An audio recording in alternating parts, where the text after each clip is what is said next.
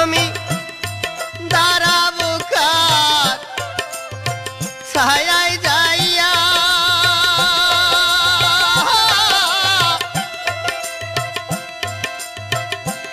এখন কারে ডাকবো মা বলিয়া, ওরে আমার